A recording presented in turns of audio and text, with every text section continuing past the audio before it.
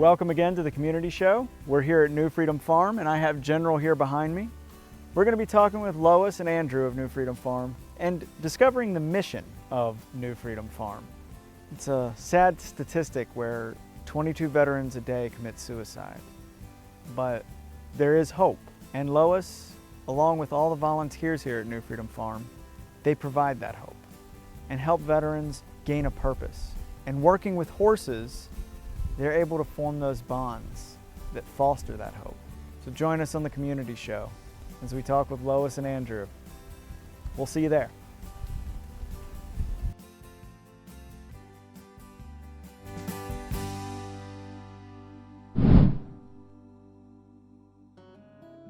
I joined the Army during the surge into Iraq in 2006, November 2006. I had actually joined with my younger brother. We had joined together. He ended up going a few months before me. I got some paperwork messed up, but I ended up in the military as a 19 Delta Cavalry Scout. As soon as I graduated my basic training, my AIT, I deployed while I got orders to Fort Hood, Texas, the 1st Cavalry Division. I was there for about 35 days, and I immediately deployed over to Iraq and met up with the 1st Cavalry Division that was currently deployed on the 06-08 tour. I met up with them in 2007 and finished out the last 9 months of the tour with them. From there on, I did 2 more year-long tours with the 1st Cav. My last tour was the closeout of Iraq when we pulled all the troops out. After that, I got orders to Fort Benning, Georgia, and I went there in a TRADOC environment, and I worked for the last 3 years as a rifle marksman instructor for trainees that were joining basic training. I got medically discharged in 2015 for long sustained injuries from Iraq. So my experience in the military was an enlightenment, for one, because of the life I was living and where I came from. So it put new boots on the ground for me, new places to go, new things to try. I met a lot of good friends, a lot of comrades, you would say, that are my life friends till this day. We still hang out. There's good and bad in everything, so I take it with a grain of salt when I was in, the good and the bad. Overall, I could say my experience in the military was pretty great. In July of 2015. From there, it was a huge transition back to civilian life. Multiple in and outs of at the VA, finding different medical providers, psych providers that can understand, was able to work with you and find solutions to the problems that were around. And that was a struggle because you end up feeling like a guinea pig after a little while. Everybody wants to try something different, and ultimately it's never working out. So I guess it was about 4 years, 3.5 to 4 years after being out of the military when I found New Freedom Farm. And I found New Freedom Farm in March of 2019 out of, pretty sure maybe it was social media that I found it on. Had thought about going prior when I first found it, and I eventually came in 2019. A lot of stuff was going on in life where I needed to adjust, and the things that I was already pursuing was not helping. So I thought this was another kind of outlet that maybe I could try and see where it goes. And I found myself here feeling good, and I just fully immersed myself. For a point in time where I was here for my first 17 months I spent here, I was here from the sun came up to the sun went down practically every single day. That's how I got through a lot of dark times. And I've continued, I guess I call it my volunteer service here, my giving back. I've continued on, and here I am still in 23, mentoring other veterans that struggle through events that they have, and also being a resource guide for other veterans to find their way. to what they might need for whatever's going on in their life.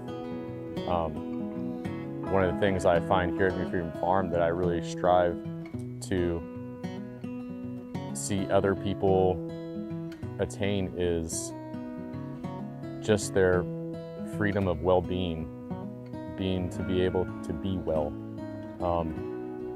What I enjoy about this place and why I recommend to many others is it's a free place to go. A lot of other therapy clinics, especially when they involve animals, require this level of insurance, this amount of pay for this set amount of hours. And here, as long as the farm is open, I could show up at any time of day, stay as short as I want, as long as I want, and I never have a must. No one's telling me what I have to do while I'm here. Obviously, there's safety things, but there's nothing that I have to follow a guideline, and which has been great for me to be able to just have open lines of communication all the way around and utilize what I need when I need it. There's not any professional, say, psychiatrists, psychologists, or counselors. There are ones that work here, but they're not here to work like a paid employee type. It's if you need some resources and guidance from this person, you can receive it. Honestly, I can say that I haven't worked with horses before. In my younger days, my mother actually did massage therapy on horses, so I was around some horses, but I never worked with horses. It had been 15, 20 years plus since I've been around horses, and coming here and learning to work with them was a brand new experience for me. I didn't remember anything from being a kid, or was I involved enough to remember anything. But I've learned a lot of things since I've been here from Lois herself. I guess what I take out of all of it, working with horses specifically in that manner, is every method is different. Our method that we use here, which I enjoy, is an acronym that we call TIME, and it's things I must earn. Everything around here is time, whether it's with yourself or with the horse. A lot of these Mustangs that have been rescued came from traumatic environments themselves, so you take somebody that has a traumatic past and you put them with something much larger than yourself that has a traumatic past, and you try to figure out the problem-solving techniques and how to engage and move on with each other.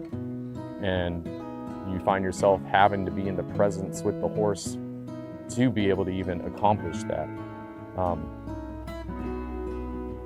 So it's been a great experience working with horses, learning about wild horses next to a domesticated horse. There's so many differences. And when I look at everything, I even look at life, and coming here, the acronym TIME is kind of something I've learned to live by, things I must earn. And if I had thought about my past, I think about all the time I spent on the things I wanted to earn, and here I am doing the same thing. I'm just an experience from my first time working with a wild Mustang directly off the trailer. From never seeing it in my whole life to it coming off a trailer, day one, bonding with this horse. Yes, it's a strange experience. It's much like training your dog. If you have children, working with your kids, it all is combined into what you're doing with this animal. And what it comes down to is being able to be present with the animal, be patient with the animal, and being patient with yourself. Like you cannot expect too much of the animal if you can't even show it yourself, right? You need to be able to have that in you before you move on to the next step. But the bond that's created from some animal that's been traumatized, in a veteran or a first responder or a human period that's been traumatized, it's a connection where it's a love connection, it's a powerful connection, it's an emotional connection, and all that stems into a physical connection with the animal. Every day that you spend with it, the bond gets stronger and stronger. The more and more that you can do yourself, because now you're more confident in yourself, you've empowered yourself to be able to work with this giant animal who can just kill you any second. You've learned what this animal is about and its personality and how it reacts and how it doesn't react to many different things, and vice versa. That animal is doing the same to you. It is learning everything about you as you go along. And the horses they want to be followers. They want a good leader. They want an alpha of the pack, you know. And when you can be that bigger, better horse and the alpha of the pack, they look up to you. They want you. They need you for guidance to do whatever it is next to do. Obviously, once they're out of the wild and in captivity, they're in a fence. They get fed, they get watered, they get groomed, they get walked, they get brushed. They're kind of spoiled. But they came from a life that was fight, fright, flee, everything from danger. That's all it. So the bond is extraordinary. It's definitely one to experience. I would highly recommend it. And every horse is different. The bond between each one is different. They're like humans. We all have different personalities. Every good resource needs to have a great network system. You have a good networking system, you're going to be more resourceful. I would like this place to expand, grow upon itself, or even just reach out to more of a crowd because of the focus and the mission here, in which we haven't really talked about yet. We talked about the horses and the bonds and stuff, but all that is included with gaining the mission of veteran suicide and helping veterans not get to that point in their life, that there's a lot of help out there, there's a lot of resources out there. So I think that would be a big spread of word. Why? I also, for civilians, first responders, ex-military, military, that not a lot of places are free. You can't go to a lot of places for free. And this is one thing that you can go to with your family for free. So that's a big relief to, the working man's pocket. So we have our annual Freedom Fest, which is April 22nd, April 23rd of this year. We typically host it once a year. It's our annual fundraiser for our nonprofit organization. What I love about Freedom Fest, it brings community from far and wide together. We host a lot of local vendors here. That way, all their information is shared across the board, and typically all Southwest, Central Virginia locals. So it's a big networking system. Another thing that I enjoy about Freedom Fest is that all while having a good time and eating food and drinking cake or drinking sodas and eating cake and meeting people and laughing and giggling, the meaning behind the purpose behind the whole entire thing is the looking out for the people that are suffering, that have the invisible wounds, or the visible ones at that. That there's a mission, there's a statement behind New Freedom Farm having Freedom Fest. We all are entitled to our freedom because of our veterans in our past and our present. So the underlying statement, the mission, the focus on the 22 a day, which is 22 veterans a day commit suicide, and I'm sure that statistic has changed. But it's still the main focus, and it spreads awareness. There's a lot of local resources that will be here that are also catered towards people with traumatic experiences or veterans with traumatic experiences, first responders. That's my favorite part of it. Other than that, I just like having a good time and hanging out with friends.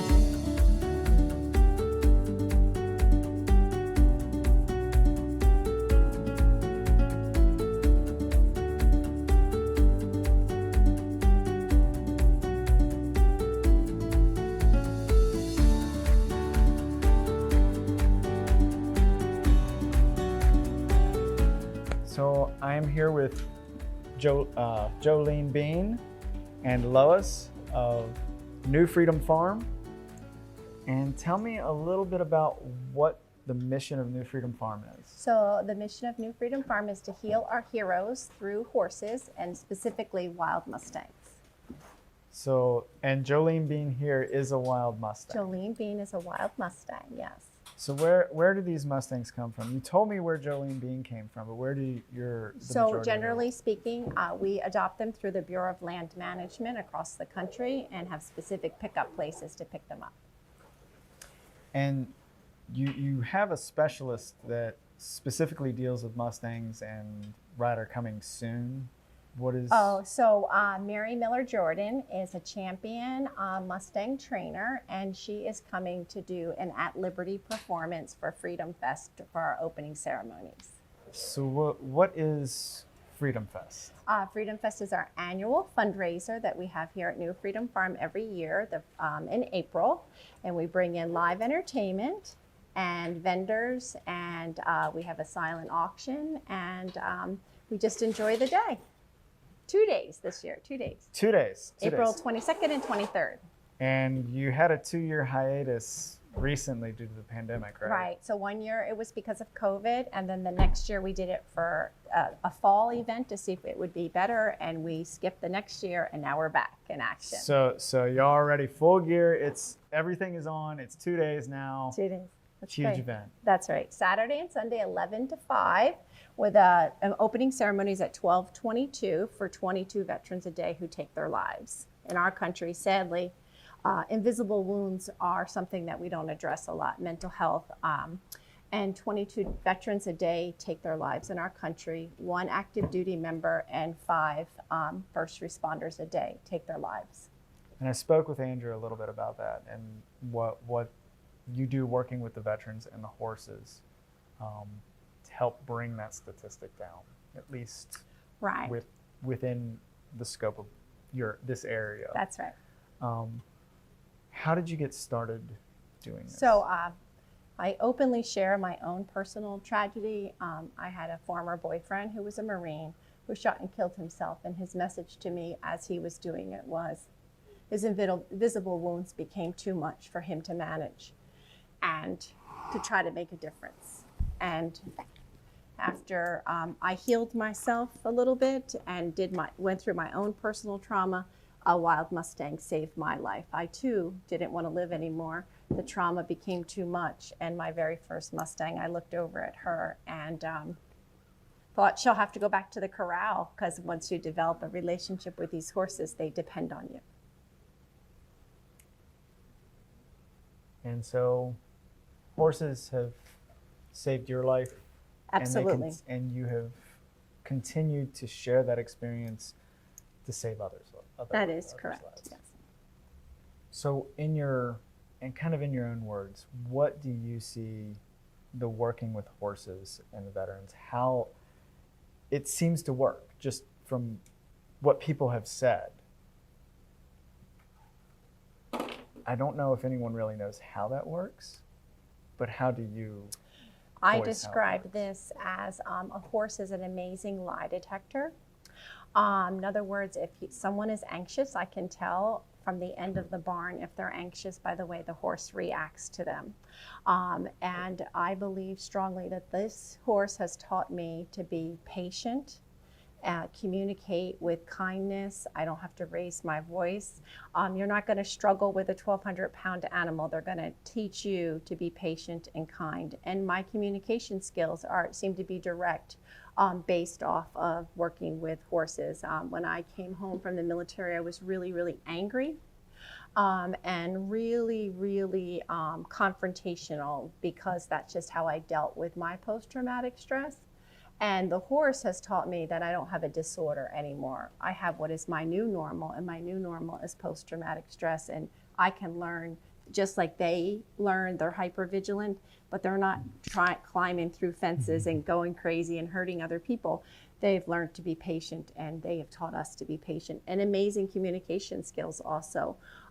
For example, being present with the horse and knowing that I have to lower my heart rate. If she were to get excited, I can't get excited. So that helps the veteran and the first responder. We, as veterans and first responders, are always on hypervigilant alert. Just like a wild Mustang that's been captured. She came on hypervigilant alert, and now she's settled in and decompressed. And the horse helps, the Mustang helps the veteran and first responder decompress. And the way Andrew described it was that they spend so much time, and when he was talking about the horses, but I get a feeling he was talking a little bit about veterans too. Spend so much time in that fight or flight, that learning to bond and learn to think, get back to mode of thinking and reducing that anxiety. And by teaching correct me if I'm wrong, by teaching a horse how to reduce that anxiety, you're actually teaching yourself. That's correct. So learning that when I lower my heart rate, my anxiety goes down, and that's teaching the horse the same exact thing. And what I explain to everyone is our anxiety is because we're thinking about something that happened to us yesterday, our trauma from yesterday, or something that's going to happen in the future. And there's nothing better than being at the end of a lead line or in a pen with a wild Mustang. You can't think about what happened 20 years ago or what's going to happen in 10 days from now. You need to be present for your safety and the safety of the Mustang. So that'll teach you real quick. You know, our anxiety is because we're thinking of things before or after. But if we're present where our hands and feet are, keep our head right there, then we can be not as anxious or have a panic attack. I'm sure working with veterans and horses, there are a ton of stories that just prove to you day in and day out that you are where you need to be here. Is there any in particular that stand out to you that you'd be willing to share with us? Sure. So most importantly, I want everyone to know that every single story is important, and everyone's testimony is their own testimony. But one of the ones that really stick out to me is we had a Marine veteran that came and said he had no hope and that he wanted to adopt a Mustang, and it was just so coincidental that the adoption event was in Lexington that weekend. So we adopted a mare for him, and I said, I hope she gives you hope, and what are you going to name her? And he named her Hope, and he drove all the way from Covington, Virginia to here every day for like 5 months, every single day, and gentled that Mustang. And now that Mustang, Hope, is at his place, and he rides that horse every day and has gone on to get a second horse. And that horse has given him hope every day to go out and has given him a will to live. And he still frequents the farm? He still frequents the farm, and just an amazing man, and it was a great gift. And my goal was to save one veteran. And if I've saved one veteran, or somebody listens to the video and they're struggling and they know that there's hope or there's help, we're here for them. There's never a charge for the veteran or their first responder or their family members. And Andrew, the way he was describing it, sometimes the hardest thing is to just get through that gate. Yeah, so I always tease everyone and say, if you've opened up the gate and you've come in, you've made it all the way. And 90% of the time, the guys and gals stay, and they could become veteran mentors, and they help other veterans out. And you know, people say, well, there's no therapist on staff, and we do peer-to-peer camaraderie. Like, there's nothing more than a veteran talking to another veteran or holding each other accountable. There's days that I have really, really, really dark days, and somebody will say, why aren't you out with the horses? What are you doing? You know, that's accountability. That's that battle buddy. I've got your six, you know. So this may be a little difficult to vocalize, but to anyone who is considering being one of the 22 today, what would you tell them? So if somebody is considering suicide or thinking that there's no hope, that there is always hope, and no matter how bad your situation is, there is always a way out, and you're worth living, and we're here for you. And even though you don't believe this, and I tell this to every veteran and every first responder and every volunteer, we'll love you till you can love yourself, because there's been a time in my life that I couldn't love myself, and if it wasn't for support of an animal and the accountability of that animal taking care of it, I probably wouldn't be here today. So your life is worth living. And if you're really in crisis, please go to your nearest emergency room or use the crisis hotline of 988. Okay, 988. That's for everyone. Everyone, just 988. Mm-hmm. So are there any additional resources you provide veterans as So- far as like getting the care they need? Sure. So we've done, one of our board members is amazing. She helps them get their benefits. Tiffany Cash is her name. We also have done everything from moving veterans to planning a chemotherapy program party for a veteran who was going to lose his hair, to doing Christmas caroling to veterans who are shut in. We have our own color guard that participates for military funerals or parades and things like that. So we offer a lot of services, and there's more information on newfreedomfarm.org. And you don't have to be a veteran to volunteer, right? Absolutely not. So if you want to contribute, you can volunteer. Contact you. That's and right. What is the email address or so the way to contact? newfreedomfarm.org, and there's a thing how to help, and you can help by filling out a volunteer application or calling the phone numbers at newfreedomfarm.org. All right. And a little bit more on a more cheerful note. Sniffing.